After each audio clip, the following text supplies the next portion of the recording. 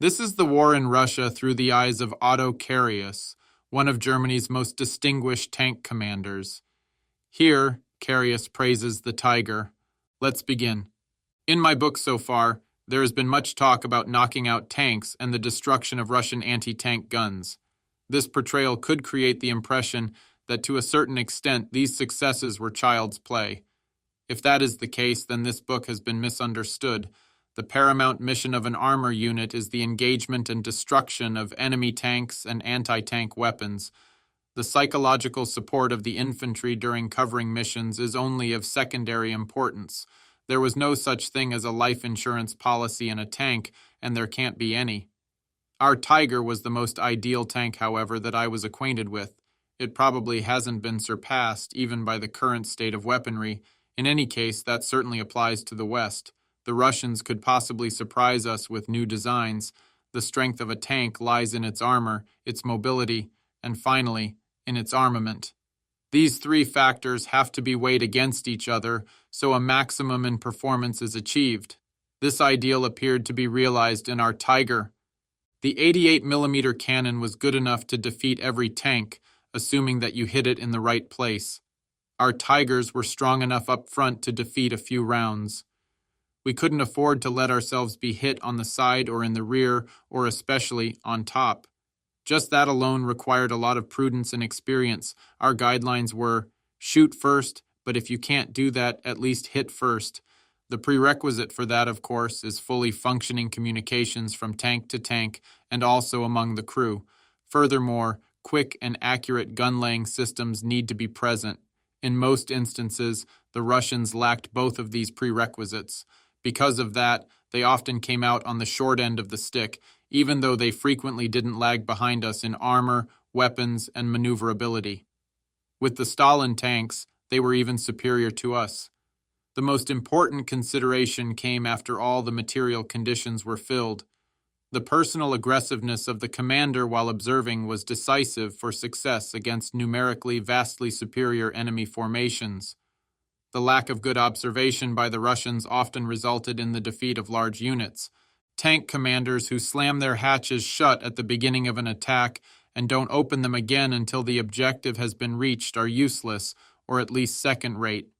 There are, of course, 6 to 8 vision blocks mounted in a circle in every cupola that allow observation, but they are only good for a certain sector of the terrain, limited by the size of the individual vision block. If the commander is looking through the left vision block when an anti-tank gun opens fire from the right, then he will need a long time before he identifies it from inside the buttoned-up tank. Unfortunately, impacting rounds are felt before the sound of the enemy gun's report, because the speed of the round is greater than the speed of sound. Therefore, a tank commander's eyes are more important than his ears. As a result of rounds exploding in the vicinity, one doesn't hear the gun's report at all in the tank. It is quite different whenever the tank commander raises his head occasionally in an open hatch to survey the terrain. If he happens to look halfway to the left, while an enemy anti-tank gun opens fire halfway to the right, his eye will subconsciously catch the shimmer of the yellow muzzle flash. His attention will immediately be directed toward the new direction, and the target will usually be identified in time. Everything depends on the prompt identification of a dangerous target. Usually, seconds decide. What I said above also applies to tanks that have been equipped with a periscope. The destruction of an anti-tank gun was often accepted as nothing special by laypeople and soldiers from other branches. Only the destruction of other tanks counted as a success. On the other hand, anti-tank guns counted twice as much to the experienced tanker. They were much more dangerous to us. The anti-tank cannon waited in ambush, well camouflaged, and magnificently set up in the terrain. Because of that, it was very difficult to identify. It was also very difficult to hit because of its low height. Usually we didn't make out the anti-tank guns until they had fired the first shot. We were often hit right away if the anti-tank crew was on top of things because we had run into a wall of anti-tank guns. It was then advisable to keep as cool as possible and take care of the enemy before the second aimed shot was fired. No one can deny that the many casualties among the officers and other tank commanders were due to exposing their heads. But these men didn't die in vain. If they had moved with closed hatches, then many more men would have found their death or been severely wounded inside the tanks. The large Russian tank losses are proof of the correctness of this assertion. Fortunately for us, they almost always drove cross-country buttoned up. Of course, every tank commander had to be careful while peering out during positional warfare, especially since the turret hatches of tanks in the front lines were continuously watched by enemy sharpshooters. Even a short exposure could be fatal for the tank commander. I had commandeered a folding artillery scope for just such cases. Actually, such a scope shouldn't be missing in any fighting vehicle. For a long time, the Russians had only 4-man crews. The commander had to observe, aim, and fire all at the same time. Because of that, they were always inferior to an enemy who divided these important functions between 2 men. Shortly after the beginning of the war, the Russians had recognized the advantages that were to be found in the 5-man crew. They eventually redesigned their tanks. They put a cupola on the turret and added a commander's station. I have never quite understood why, for example, the English developed a new heavy tank after the war that was only crewed by 4 men. We were completely satisfied with our Tigers and our infantry, no less so. After all, we had stood our ground with them during all the difficult defensive fighting in the East and West. Many a tanker owes a debt of gratitude to this first-rate tank. He survived to enjoy a peaceful existence nowadays. The objective of a new operation that was planned was to eliminate the remaining Russian bridgehead. Its depth from north to south was almost twice that of both portions of the bridgehead already wiped out. On April 15, 1944, we were once again ordered to a meeting with the Graf. The subject matter was preparations for the third Operation Strachwitz. Although we were already familiar with his leadership methods to a certain extent, his careful, methodical planning amazed us once again. When he entered his command post, where we had all assembled, he sized us up once again with that somewhat caustic glance of his. After he had put aside his cap and walking stick, he stepped up to the map table.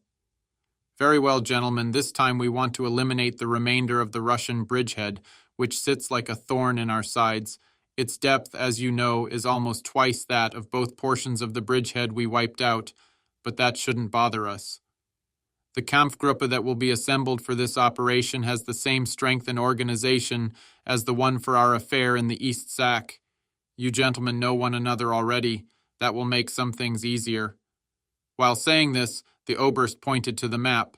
"We will assemble in this piece of woods. To get to it, you'll have to turn south from the Rollbahn east of the Kinderheim. Our own front lines, about 2 kilometers from the assembly area, will be crossed during the preparatory fire. They will be crossed at the point where they run from north to south along the side of the bridgehead. The Russian front lines will be broken violently in one continuous advance. I will now ask you to follow all additional information on the maps, which were handed out to you at the beginning of the conference. These maps are photocopies of the aerial photography taken of the area of operations. They turned out first-rate and put our other map material to shame. The first battle objective is point 312. You can see how the road turns at a 90-degree angle to the south at that point. From then on, it runs in a practically straight line until it reaches the Narva at a larger village. The trail from the north that joins into our avenue of approach at this bend will be secured by the lead element until the rest of the Kampfgruppe has passed point 312 heading south. The Kampfgruppe will thrust to the Narva. It will occupy and hold the aforementioned village until the bridgehead has been split by other units into individual sectors and eliminated. At the same time, a second Kampfgruppe will advance south along the axis Kinderheim-Butt-Zoll. It will then follow this trail east and reach the axis of advance using that. A third Kampfgruppe has the mission to penetrate the enemy lines flankies 500 meters south of and parallel to that trail. As you see, there is a low-lying wooded ridgeline running east to west between this Kampfgruppe and you. That's the plan of attack so far. The Graf stopped for a moment and looked at us in succession. Since we didn't have any questions at that point, he continued, "Looked at superficially, this operation is very similar to both of our previous ones, only this time there are probably going to be considerably more difficulties. Mark my words, the basic object has not changed. You still have to advance without stopping. You must reach the Narva without the Russians being able to gather their wits. It is undoubtedly clear to all of you that you cannot reach your objective if, for some reason, the lead elements should come to a standstill. That's the entire problem for the Tigers. There is marsh to the right and left of your avenue of approach, therefore you can't deviate from the trail. Moreover, the trail is also only wide enough for one of your Tigers to be able to drive on it without problems. The only advantage that you have compared to the previous operations is that the road is somewhat elevated and has a good foundation. From point 312 onward, it proceeds through a reasonably tall set of marshy woods which extends to the Narva. For us tankers, it is something completely and singularly undesired. But we can't change that at all. How far we will be able to get with keeping everything a secret this time is another question. We have already surprised the Russians twice in their bridgehead. They know that this bridgehead is a pain for us. A third surprise will therefore probably not be possible, especially since they know that a new attack can only be carried out on this road. This naturally diminishes our chances of success compared to the previous operations where we were successful in using the element of surprise. Fortunately, we also know a few things. According to prisoner statements, the trail from the Russian front lines to point 312 has been mined. Ivan has packed the culverts in the road embankment full of explosives. These are located about every 30 meters. He can ignite these demo chambers all at once from a bunker, which is, as you can see, in the woods somewhat east of point 312. We want to try to counteract the danger of everything being blown. During the preparatory fire, we will fire an entire battalion of 280mm artillery just at this bunker. This will undoubtedly cut the demo lines, and the route will remain negotiable. To provide cover for the lead elements, a platoon of combat engineers will follow the Tigers. After the breakthrough, it will advance in the ditches to the right and left of the trail. It will cut the lines that lead to the demo chambers. It's better to be safe than sorry. Besides, it must be assumed that the Russians probably won't ignite the charges until the tanks are on the mined sections. Otherwise, their preparations don't make any sense. If, contrary to our expectations, the lines are still intact despite the artillery fire, then the engineers can still prevent their demolition in a timely fashion. What's going on? Reluctantly, the Graf turned to his adjutant. He had just entered the room flushed with excitement. The officer straightened up. Herr Graf, I would like to report that the announcement has been made in the news that the Führer had awarded you the diamonds to the Knight's Cross. If I may take the liberty, I would like to be the first one to congratulate you. We were also extremely happy about the award and wanted to congratulate him ourselves. Likewise, we wanted to celebrate this honor in a suitable manner. After all, we had also contributed quite a bit to it. Before we were able to say a word, however, the Graf made an abrupt sign of disapproval. First, the news is not an official source of information. Second, I don't have any time for that now and don't wish to be disturbed again. That was meant for the adjutant, who turned beet red. He raised his hand to his cap and disappeared rapidly. The Oberst then turned back to us as if nothing had happened.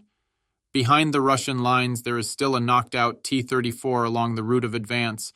It can be clearly identified in the aerial photo. In my opinion, it blocks the road and must be removed. To accomplish this, an APC with engineers will follow behind the second Tiger. They will blow the wreck out of the way with prepared charges. Did you want to say something, Carius? Yes, Herr Graf. There is a ditch in front of the T-34 behind the Russian lines. It, too, can be clearly identified in the aerial photo. A wooden bridge used to cross this ditch. It has since been removed. Only a small footbridge can be seen in its place. Naturally, our Tigers can't go over it. The wooden bridge with its small span would have held a Tiger, but the footbridge... The Graf interrupted me. You'll also get over this ridiculous ditch without a bridge. With all due respect, no, Herr Graf. I still know this area from the time when the Russians hadn't yet advanced so far, and they were just getting ready to infiltrate across the Narva. Back then, of course, I studied the terrain intensely, because even if the ditch isn't an obstacle for infantry, for tanks it is. The Graf had placed his hands in his pants pockets and looked at me with interest. Because of his gaze, I hesitated for a moment in my explanation. He drew up the corner of his mouth and then repeated in his haughty manner, "For tanks it is?" The question mark was not to be ignored. I pulled myself together. This is what I mean, Herr Graf. The area surrounding the ditch is completely marshy. Getting over it without a bridge is something completely impossible. Besides that, you can see quite clearly from the aerial photo that the ditch has been cut to have steep sides. That tells us that the Russians have quite intentionally created an obstacle. They have made this ditch in the marshy terrain into an anti-tank ditch. Quite simply, it is an obstacle, and it is also intended to be one. I hadn't held back with my opinion. I considered it to be my duty to my comrades to surface my doubts here. After all, if anyone were to get stuck in this damn ditch, it would be us and not the Graf. I looked him straight in the eyes, unflinchingly but not insolently, as the regulation puts it so nicely. The Oberst took his right hand out of his pocket and moved it along the ditch on the map. "Take note of this, Carius," he said in a friendly manner. "If I say that this ditch doesn't exist as an anti-tank ditch to me, then it doesn't exist. Do we understand each other?" In my entire military career, I had never experienced such an elegant and, at the same time, unmistakable rebuff. Graf Strachwitz didn't want to see an anti-tank ditch, so there was none there. Period. End of discussion. I was so nonplussed by that I could only choke out a short, "Yes, sir." Still smiling in his slightly caustic manner, the Oberst nodded and continued his briefing. The other officers had also piped up and asked their questions, none of which remained unanswered. After the meeting, when no one said anything following the usual, "Any more questions?" the Graf turned to me one more time. "I've thought about the matter one more time, Carius. Do you still foresee difficulties with the ditch?" "Yes, Herr Graf." "Well, I don't want to spoil your fun, especially not when there really could be something to the matter. Do you have a suggestion?" "I believe that wooden beams should be set aside and brought forward in APCs at the right moment. We can then lay these beams over the ditch, which would only cause a minor delay." Graf Strachwitz nodded. "Approved," he said. "I will cause the necessary things to happen." He then reached for his walking stick and cap and turned to go. Somehow I got the impression deep inside that even the Oberst didn't quite believe in the success of the plan just discussed. He himself would have preferred to call off the entire affair. The preparatory measures corresponded in scope to those that had been taken for the previous operations under the Graf. Our fighters from Revel ensured absolute air superiority. Our Stuka comrades had the difficult mission of destroying the main bridge and both of the pontoon bridges that had been built by the Russians over the Narva. This was intended to cut off supplies in the bridgehead and to prevent the enemy from falling back over the river. Without a doubt, the entire concept was tremendous, the preparations magnificent, and the organization excellent. Despite that, we thought our chances were quite slim. That may not sound logical. One must not forget, however, that we had enjoyed amazing luck and the advantage of surprise during the first two Strachwitz operations. But no one dared to hope for the luck we needed for the new operation. We knew that if we actually made it to the Narva in accordance with the plan, we would then be sitting in a trap in the midst of the Russians. They would have the understandable desire to hold the bridgehead at all costs. Ivan would only have to close the door behind us, and no one would get out again. An assault gun or a tank, set up behind us on the road, would make every forward or rearward movement impossible. We thus drove back to Silame with mixed feelings. We briefed the tank commanders on the new plan. Von Schiller insisted that he lead the forward elements. I tried in vain to dissuade him. He probably wanted to prove to all of us that the bad opinion of him was wrong. But somehow he had picked out the one operation that was almost hopeless. No one else could have been successful either. It was to be his last operation with the company. This concludes the 14th part of the story. Thank you very much for listening. Please subscribe for more episodes and leave a comment.